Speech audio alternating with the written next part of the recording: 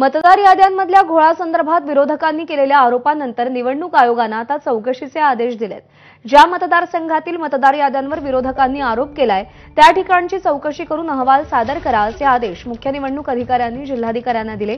जिल्हाधिकाऱ्यांकडून हा अहवाल आल्यानंतर आरोप केलेल्या नेत्यांना त्याची प्रत दिली जाणार आहे।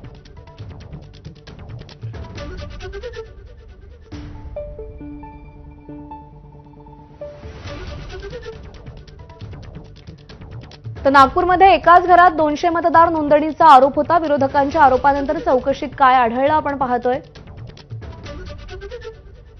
संबंधित झोपडपट्टीमध्ये एकाच घराचा क्रमांक 200 मतदारांच्या पत्त्यावर लिहिल्याचं आढळून आलं। जयश्री मेहता या महिलेचं दहिसर आणि चारकोपमध्ये 4 ठिकाणी मतदार यादीत नाव आहे।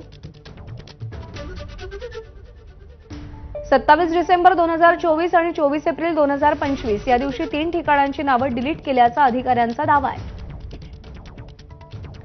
मोहन नंदा बिलवा या महिलेची 3 मतदार यादीमध्ये नावं असल्याचा आरोप आहे। त्यांचं भांडूपमधील मतदार यादीतलं नाव 15 एप्रिल 2025 ला तर विक्रोळीतलं नाव 9 एप्रिल 2025 ला डिलीट करण्यात आलंय। दरम्यान यावर शिवसेनेचे खासदार नरेश म्हस्केंनी काय प्रतिक्रिया दिली आहे पाहूया। याचा अर्थ निवडणूक आयोग पारदर्शक आहे। तुम्ही जर ते आरोप केले असतील पुरावे द्या, जर चुकीचे असतील तर त्याच्यावरती कारवाई होईल। कोण नाही म्हणतंय, कोण नाही म्हणतंय। आणि डुप्लिकेट नावं 4 वेळा नावं, अरे बिहारमध्ये हा प्रयोग केला ना आम्ही।